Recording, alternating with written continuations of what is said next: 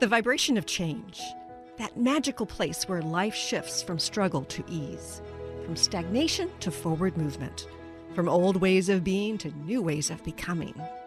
Yes, it can seem rather elusive to get there, but when you are in it, you feel it down to your very core, and it can positively affect everything in your life, from your relationships to your health and well-being, from your career path to your abundance, from the quality of your inner connection to the fullness of your self-expression. Here on the Christine Upchurch Show, we explore ways to get into that vibration of change with experts in the fields of consciousness, psychology, spirituality, health, healing, and science. Are you ready to step into your vibration of change? Hello, everybody. Welcome. Nice to have you join us here today. You might be joining us live on 1150 AM KKNW, on transformationtalkradio.com, on Facebook Live on my professional page, or after the fact on one of the podcasts. This ends up in dozens of them. I can't keep track these days. But whenever you're joining us from, I think you're going to be grateful, because what we're going to be talking about today is really, really important. And I don't know that we have tackled this subject head on in the 9 years that we've been doing this show. And I'd like to welcome our guest today, Naomi Gibson. She was raised in a cult. And she left that cult only to find her way into yet another one. She's now out of it. She's a writer, actor, producer, and activist working in Los Angeles. She's a second generation survivor of the cult, the Children of God.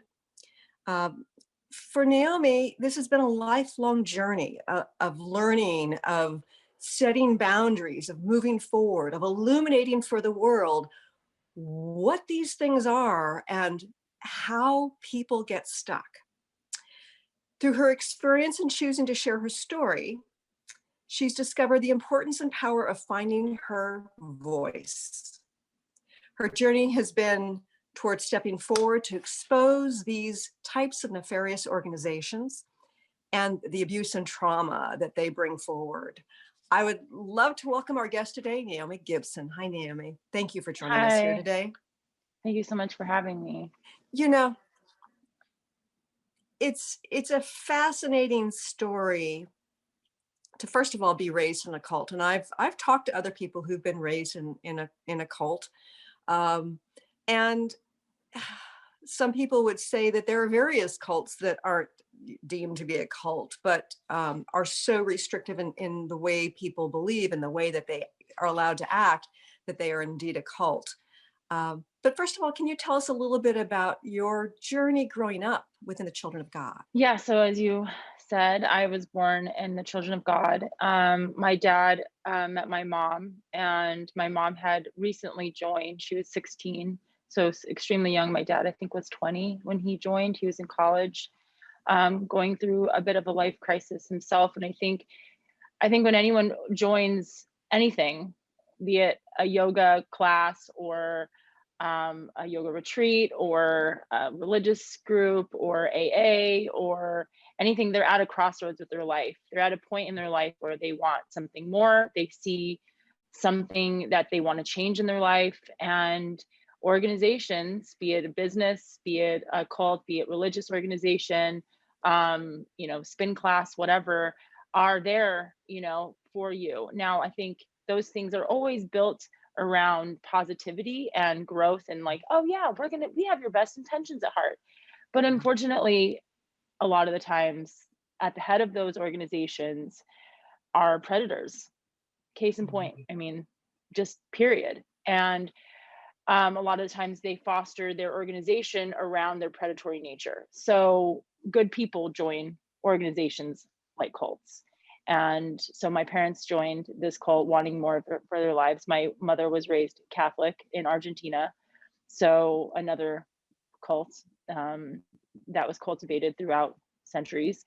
And it wasn't that odd for her to be in another organization where they're singing about God and preaching the word of God around, she actually thought it was a little more free than the religion she grew up in the Catholic school she was in. So So she thought she was they, climbing out. She thought she was climbing out of a box, but yes, really she was hopping into another one. yes, exactly. So, and I think the organization at the start of it was, they targeted a lot of young people because the youth are the way, the youth are the future. So the head of the Children of God was David Berg, and his also he had many names, Moses, the prophet, the list goes on. And so and he was always very elusive. In these kind of organizations, the head of the organization is usually very elusive. Only the select few get to meet with him. And when he does come around, it's like this huge, ceremony or something around it. So it adds this prestige, it adds this allure, it adds this like, oh my God, you had to sit down. Like, for NXIVM, the cult that I found myself involved in, it's like, you had a conversation with Keith.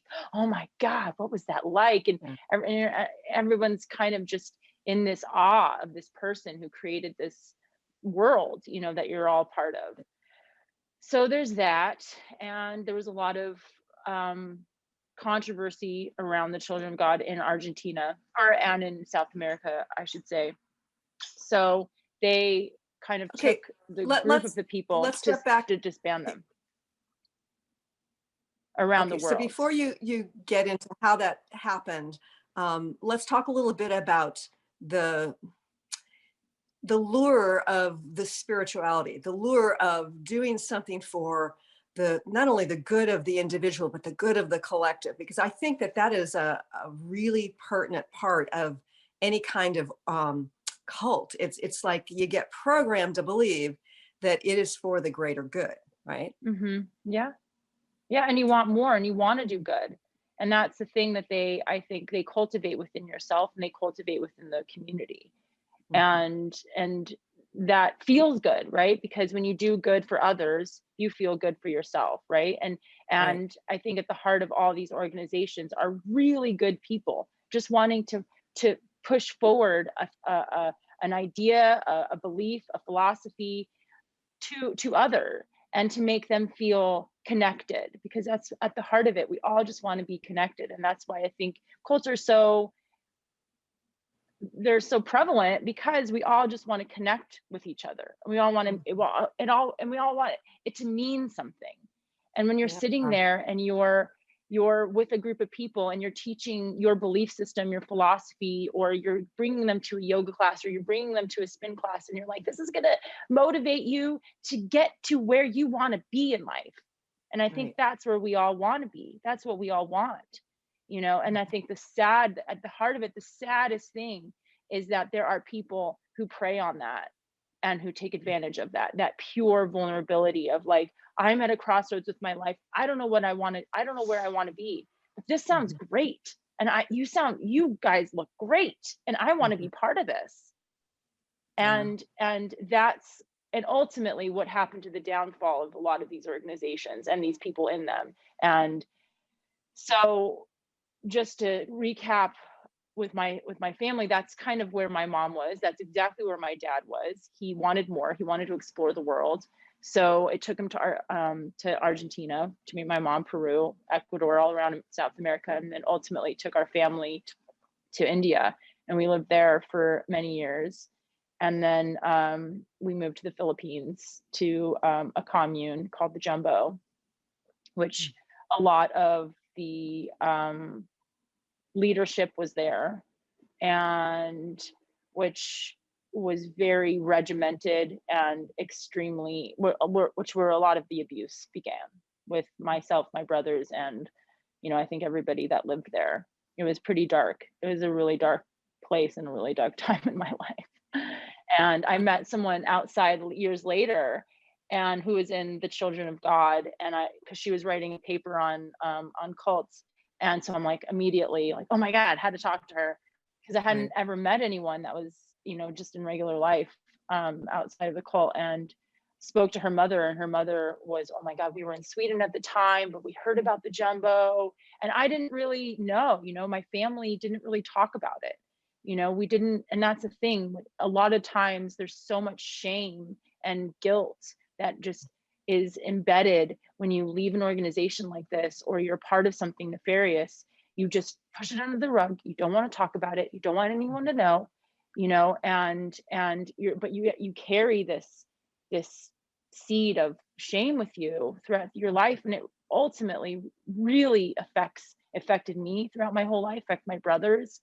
And I think that's the point of speaking about it and coming forward and talking to people, and these little seeds of people throughout my life going like, oh my God, the jumbo was, we heard about it, we heard rumors, oh my God, I can't believe you were part of that. And I'm thinking to myself, oh really, I guess it was bad, not realizing that there was severe abuse going on, sexual, physical, mental, all of the above, and Okay, until so you see it, then I think you don't know it. yeah, and I think it's great that you've come out about this. I don't want to sugarcoat this for Mhm. our listeners and viewers. It's easy to say abuse. It's easy to say sexual abuse, and we can imagine some of that. But what kind of manipulation was going on, and did it involve children? And was it, was it within the family? Was it within the organization itself? And tell us a little bit more. You don't have to get graphic, mind you, but I want people to understand how toxic this sort of thing So is. what these types of organizations do is they want to separate families, right? Because when you are separated from your family, then the things that they are trying to lead you towards, right? The control, the abuse, whatever, you're more susceptible, you're more vulnerable, and you're less likely to go back to your family going like, was that a bad thing that happened to me? Because you don't have anyone to be your sounding board. So you are alone, you're vulnerable, and the organization has these belief systems, and the children of God had this belief system that it was okay to have sex with children, and I'm just going to put it bluntly like that.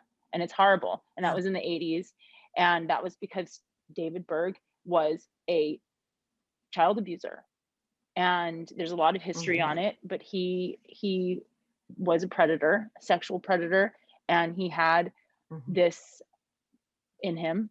And what do people do when they're powerful? They want other people to do what they do so that they don't feel wrong, and they make other people do the thing. I mean, there was a man who was in the cult, and he came out and he was speaking with Larry King years ago, and he had a problem with the teaching. He had a problem with the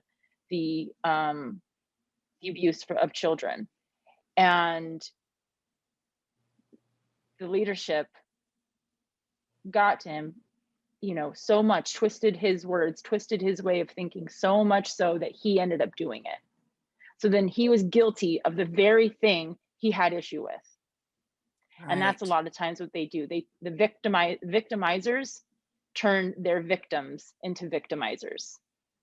Right. And So that's like then an you are, indoctrination, not only into the belief system, but into the guilt. so then you don't leave, and you can't leave, because if anyone found out, how so they're your people now.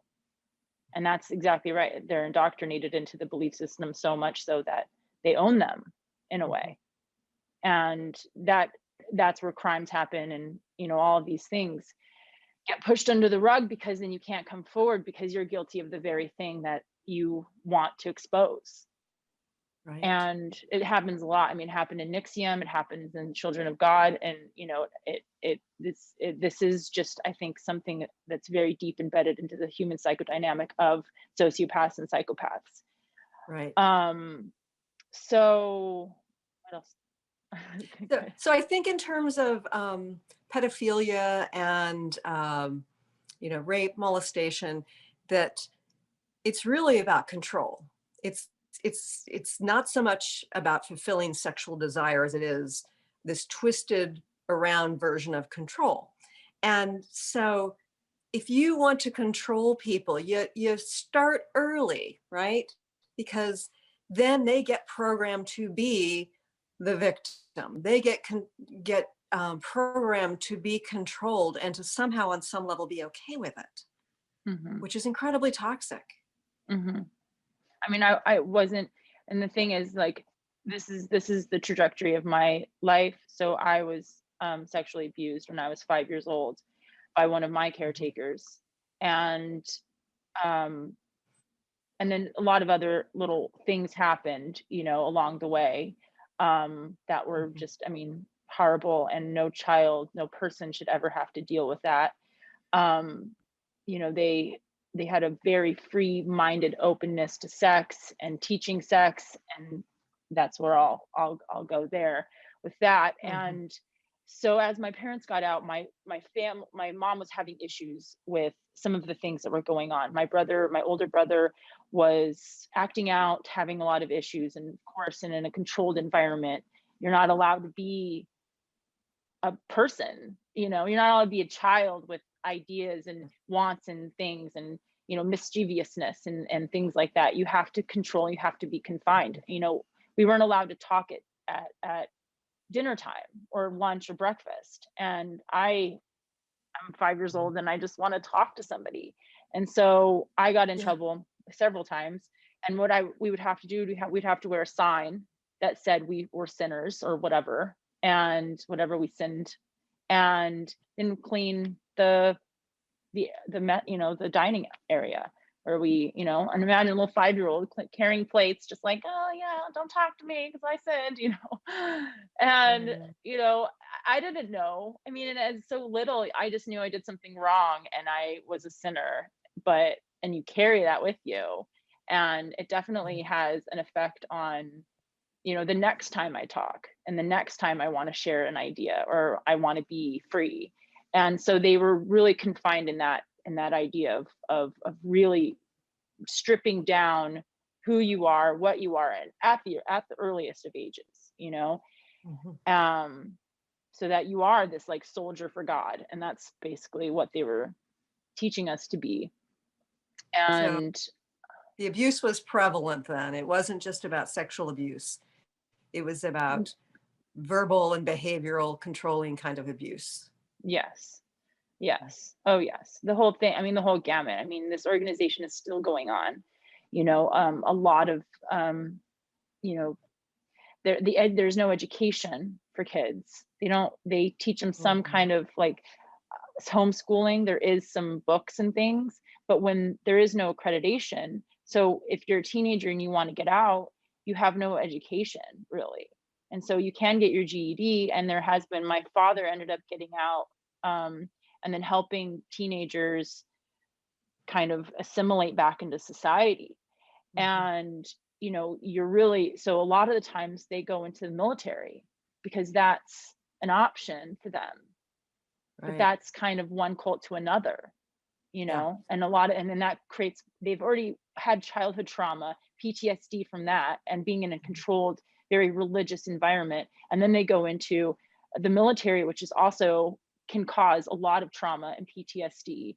Mhm. And then a lot of them lead to drugs. I mean, that's really the trajectory of a lot of these kids. And if you look at second, third generation, a lot of them have committed suicide.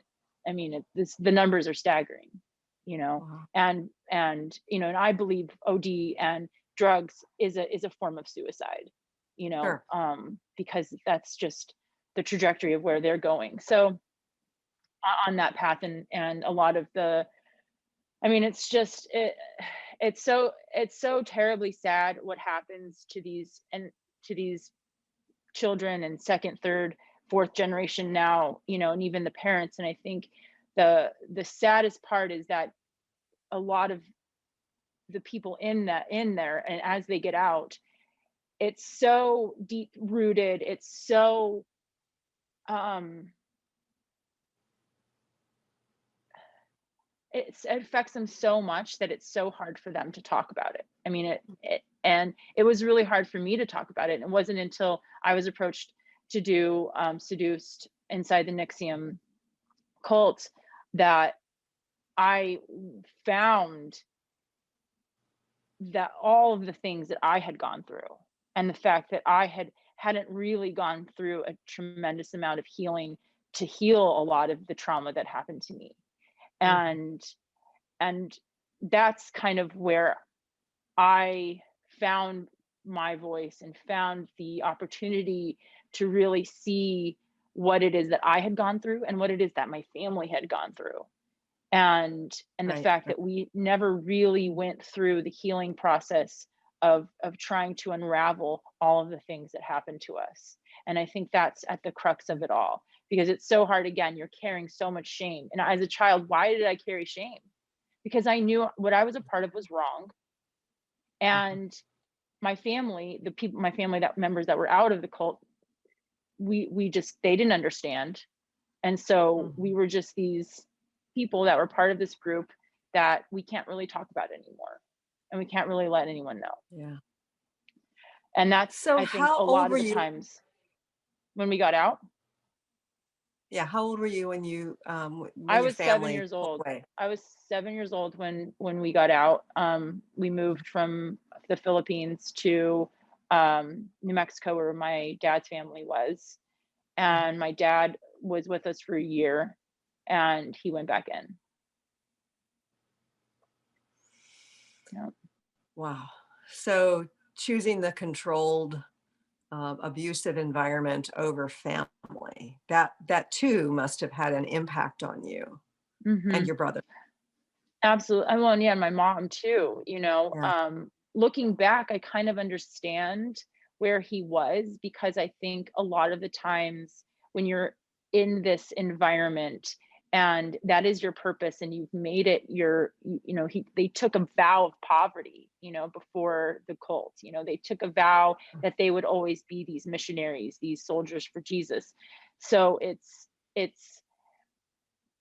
I when you've done that for yourself and you have this integrity, even though you know that at the heart of it, like, you don't even see that what it is, it's bad, but Mhm. you've taken this vow that there's some kind of integrity within yourself that you can't let that go. And even your Yeah. family, your little family that needs you, is isn't isn't doesn't matter, because Mhm. their mission that you said set forth.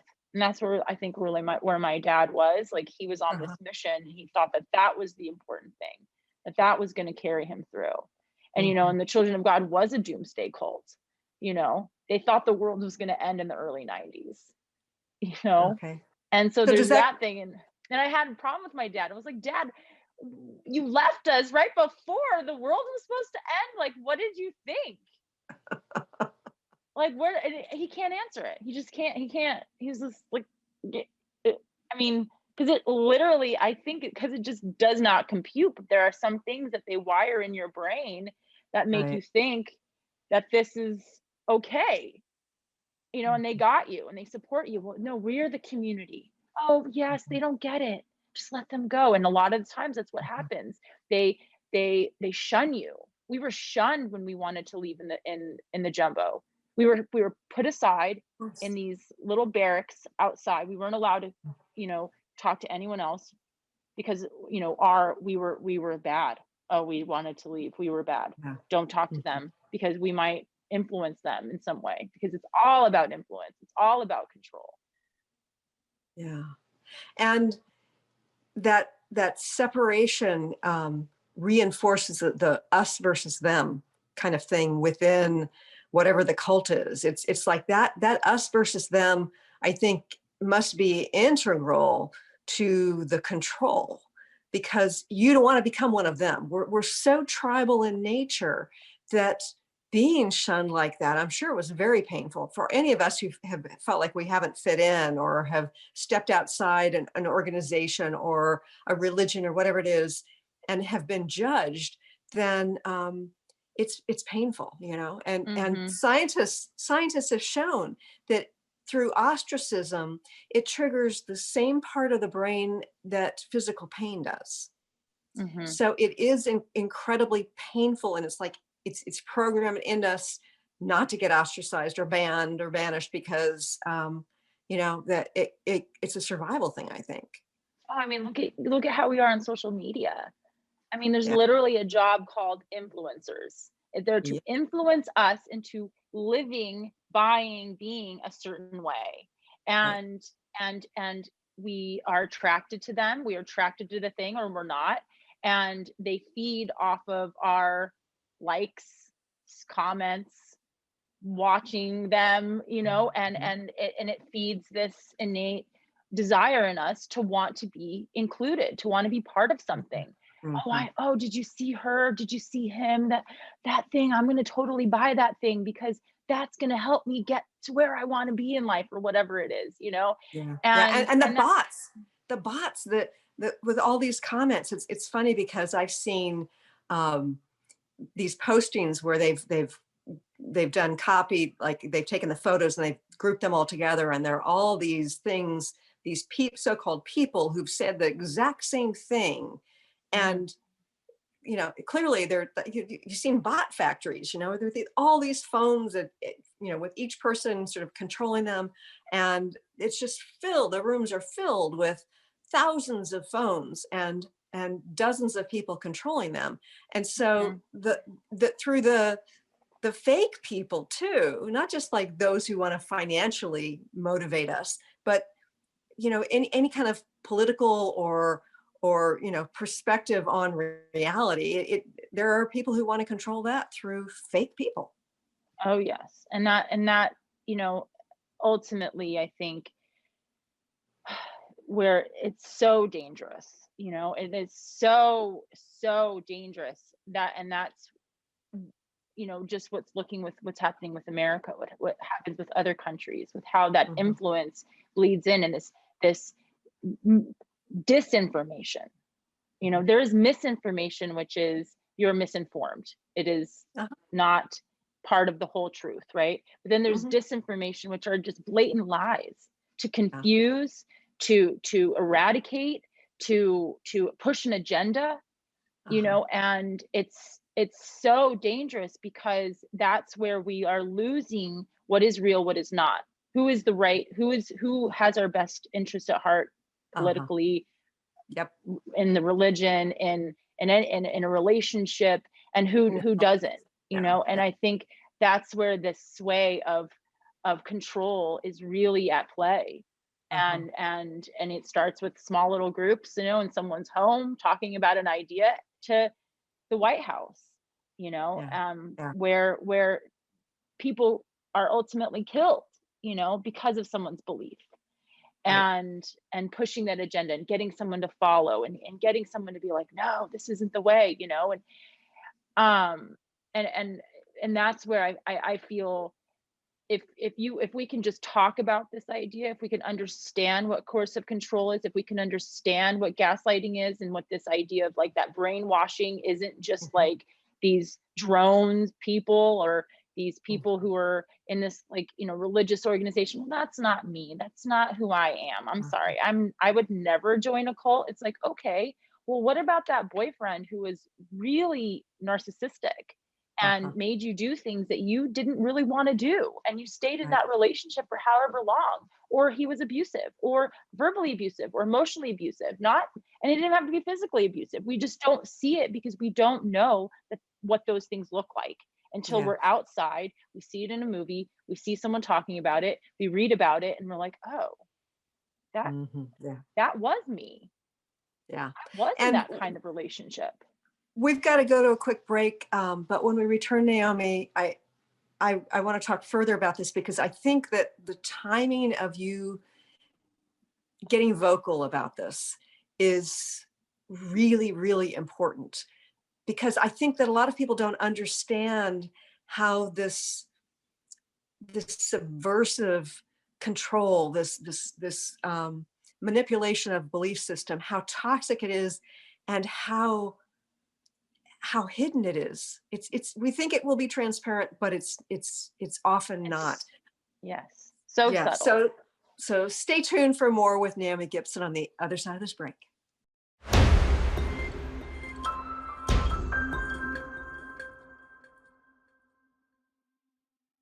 Welcome back to the Christine Upchurch Show here on KKNW AM 1150 in the Seattle area. Transformation Talk. And of course, after the fact, up on my YouTube channel, thanks to Kyle, she's getting the videos put up there. And I know that Jacob is working behind the scenes at TTR to get the video to Kyle. So I want to say my thank you to them, and also point you to the YouTube channel. Okay, so Naomi, it's so insidious, the manipulation, control. And I think that what most people think is, it can't happen to me, or, okay, well, I was raised in a controlling religion when I was growing up, but I got out of that. But what I've been realizing over the last year, year and a half, well, probably longer than that, is that people are programmed to believe in a certain way. And we think of that programming as just like this background truth, right? That like, this is just the way the world is. This is who I am. This is, my thinking like this is perfectly logical because this is the way the world works. How do you stop for a moment, or for a day, or for a year, and say, wait a minute, maybe what I was taught, maybe the way I was raised, maybe what I've been told isn't right. Maybe it's toxic. How did you go about doing that? Oh, it is so hard. It is so hard because what you're taught becomes your thoughts, becomes who you are, becomes what you do, becomes your actions, right? And so when I'm acting on something, or I'm saying something to a friend, and I'm talking about more when I'm in NXIVM, right? Because I had my formative years inside the Children of God. And that really set myself up to my character and who I am, and the things I believe, and then moving away from religion, and wanting to explore spirituality, all religions. I studied every religion because I was so fascinated with religion, and found myself involved in a self-help group as a young adult, in search of more, in search of wanting. It wasn't around any kind of religious group. But it was all about words. It was all about choosing your words, studying a word. What does love mean? Oh. What does respect mean? Oh, well, it means this. Well, actually, it means this, but we use it like this, and that's what they teach you, right? And so slowly you're indoctrinated into these, you realize you don't know the words you're using. That's what they teach you. And they do this in Scientology as well. This is at the crux of a lot of cults, that they take these words that you think and they give you new definitions for them. So now these different things, and now their definitions for the words, and now you start thinking like them, start saying the same words, you start using the same vocabulary. Now you're part of them. Now that's all you want to do, is you just want to hang around these people, because when you go hang around these other people who don't know these words and don't know how to think like they do, just come to an intro, come to a class, and you'll be so much better off. You'll be like me, like, oh my God, look at me, I sound great and I'm looking great, right?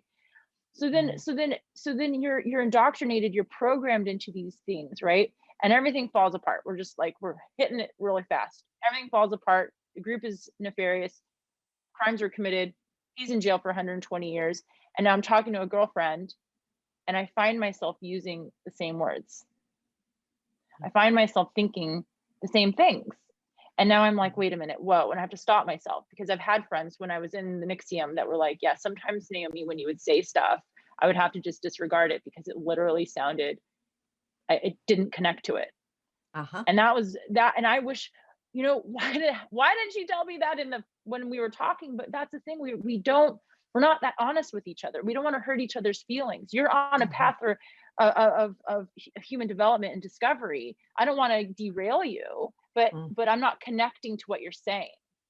Right. Wish you would have said that to me in the moment. Maybe I would have thought about it, what I was a part of back then, but who knows, right? I could have just been angry and been like, well, you don't really know because you've never taken a class. Who knows where my mind would have gone with that. But now I find myself deprogramming myself and defining, is that my definition?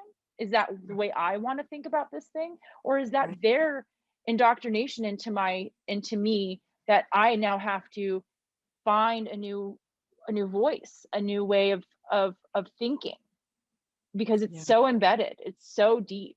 And so so I'm finding myself taking some of this, taking some of that, and just trying to find my own true north within that, which is, I think, sometimes hard, Sure. and they say that in relationships, you're hanging out with someone, they say things and then you start looking like them, right? You start speaking like them, and you Right. start emulating them in a way, and it's just this like natural thing we do, and so I think organizations, they prey on that, likeness, and that's where it can, you can lose yourself in it, Sure. you know And one of the things that strikes me as you're telling your story is that they also prey on the fact that we want to feel not only like a part of something important, but we want to feel superior to others. And that is, I think it's inherent in all sorts of cults, whether we're talking about, the cult of religion, what society is comfortable calling cults, certain health perspectives, very cultish. And so it's like, oh no, we have the answer, we are closer to God, we are closer to whatever, and therefore we are better. And it's like we have such unworthiness issues. Most of us grew up feeling like we're not worthy. So if we can feel superior through that kind of programming, through that kind of talking, through that kind of behavior, then it kind of can temporarily fill that hole where where we're not feeling worthy. Absolutely, absolutely. I think that's, a couple of things came up to me and when you were speaking, and one inherently that I've seen across the board. I've in my how I found Nixium was, I was working for a company that had speakers of all kinds come through, who had books, who self help, how tos. It was called the Learning Annex, and I met Marcus Sente, and what he was speaking on, he had just done a documentary, What the Bleep Do We Know, which I loved.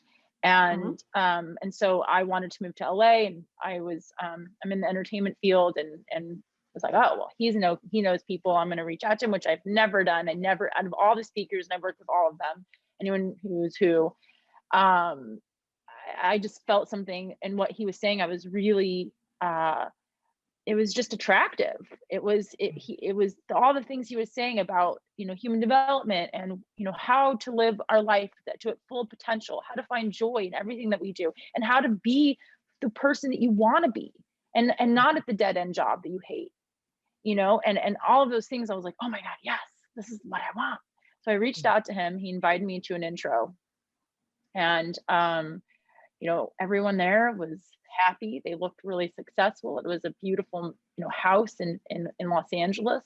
Mhm. They all the things they spoke of was about, how we lose our dream as we get older, from the various conditioning that happens throughout our lives. You're a dancer, for instance, and this is how they would paint it. And you were dancing, and you were free as a child, and you just loved dancing so much, and then you knocked something over and you got in trouble for it. And then now you associate dancing with this bad, terrible thing, you know? And so you don't want to dance anymore, because every time you dance, you feel this icky feeling, because you got yelled at for breaking something. But those are two separate things, but as children, we connect them, and as you're developing, you connect them. And so what Nixium said, that they could break those Pavlovian links and break those ties, and help you find why it is that you're limiting yourself from the things that you want to do in life, the things that really bring you joy. And So that so, all sounds great. That sounds great. So, how was that organization toxic, and how was it a cult? well, we'll just start from the end. The leader was Keith Raniere. He, almost a year ago, was sentenced to 120 years in prison without possibility of parole. That's massive. 120 years. I mean, for no murder, no like dead bodies. You think about people who get that much time that they were, you know, they've done something tangible that you can see. Yeah. And, you know, the judge Garofalo's who was at the head of this, I think did an amazing job at seeing how destructive a person who has the ability to indoctrinate people into their belief system Mhm. can be. And I think it's going to change the world in terms of allowing people to see that these types of organizations exist and they're crimes and they're punishable. Mhm. So he had a predilection for having sex with many women. Mhm. A lot of the people in the organization knew about it, but nobody really said anything. Mhm. In 2007, I joined NXIVM and went to Albany for this thing called V Week. And I remember seeing, and I was new to this, you know, I was like a month in, Mhm. but you know, they got me. They had this video, and their marketing was amazing. They had a great way of talking about it. They had a great way of bringing people in, young people. I was, you know, in my 20s. They had, you know, and I was looking for more. You know, I had graduated college. I wanted to be part of something that meant something. Again, same thing with Right. my dad, you know. And sorry, I thought the cat was getting something. You know, I and this group was there for that. They had actors, they had, you know, writers, they had all the people that I wanted to be around, you know. They had business owners. I mean, everyone was super successful, and it was called the Executive Success Program. It wasn't called NXIVM for us, you know. Mhm. And it was all about entrepreneurship and gaining wealth and being who you want to be. So that was exactly where I wanted to be in life. And I mean, who doesn't though? You know, like I tell Right. this to Right. people, and they're all like, "I want that," and I'm like, "Yeah, I mean, it's too bad he was a predator, you know, criminal." Mhm. Mhm. And he created a enterprise of people to help foster his control over people. You Mhm. know, Allison Mack was one of the uh, members who was vulnerable being in the entertainment industry Mhm. and vulnerable to his teachings. I think there's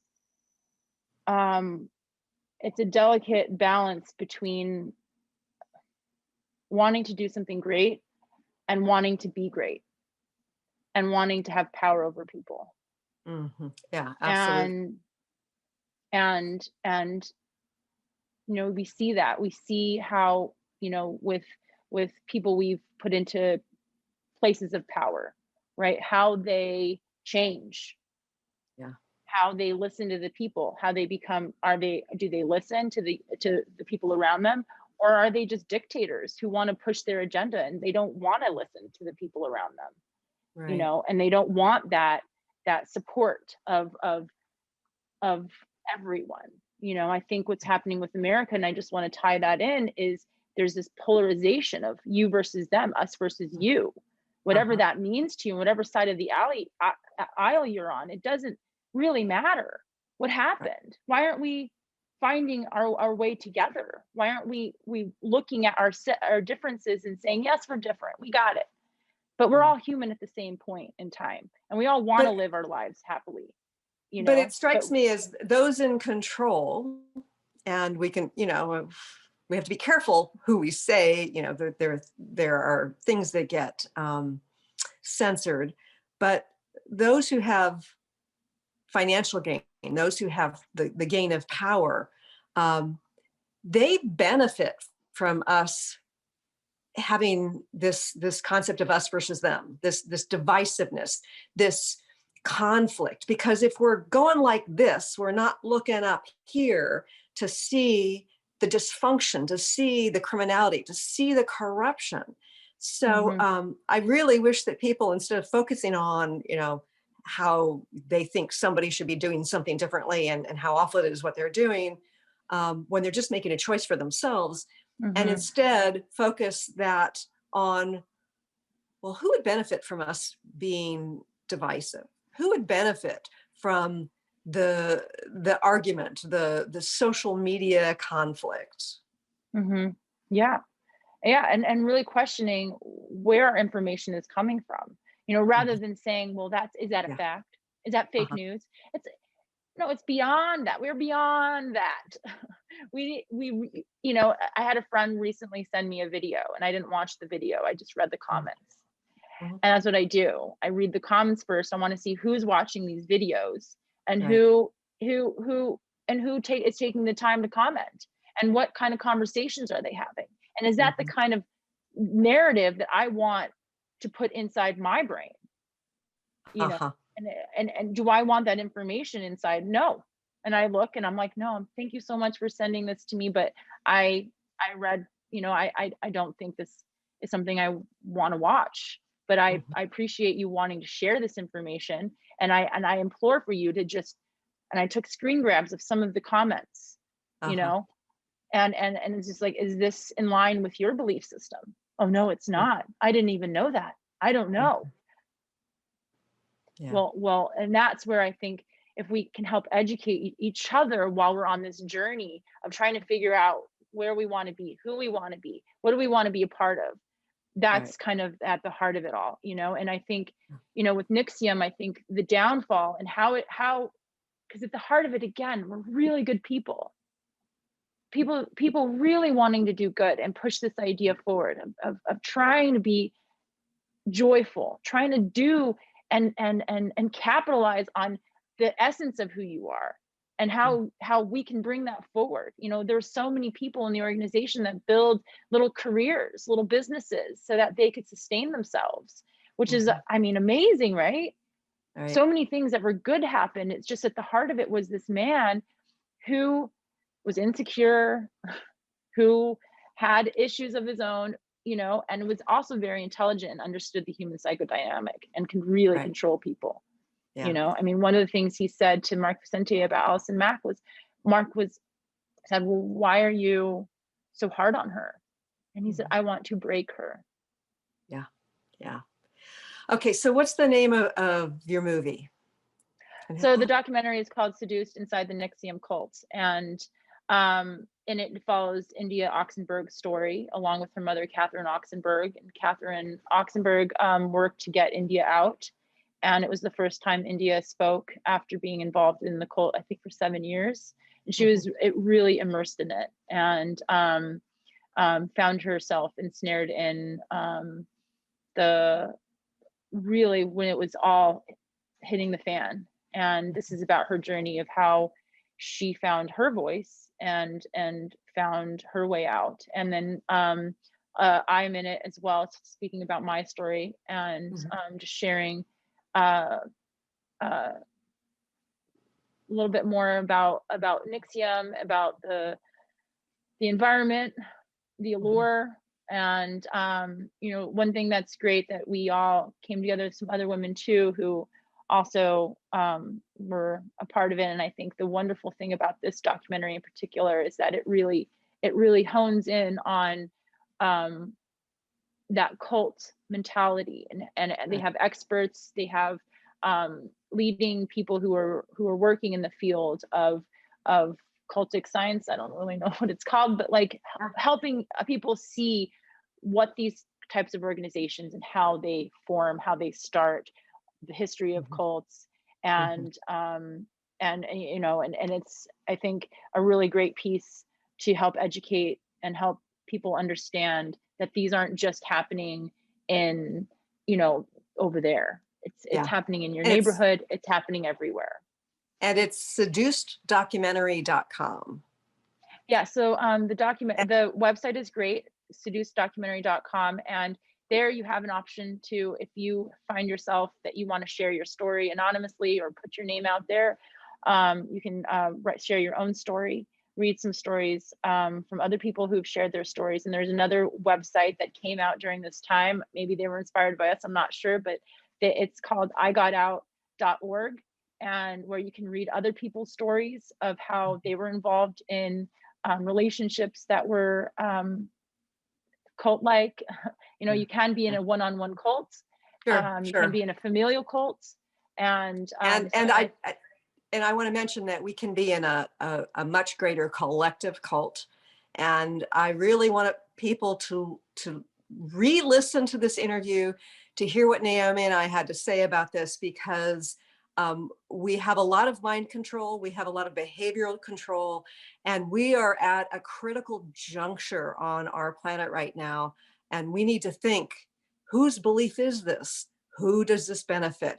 How do I maintain my sovereignty and my individuality to really be, to show up for my own good and truly that of the collective, not somebody else's perspective of how we should show up.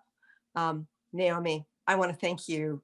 Good for you for coming out about this. And thank you so much for being on our show. thank you so much for having me. It was an honor. And I look forward to talking to all our viewers and listeners again next week. Thanks so much for tuning in today. If you'd like to empower yourself to step further into your vibration of change, please visit my website at christineupchurch.com, where you can learn more about my insights, upcoming events, and private sessions.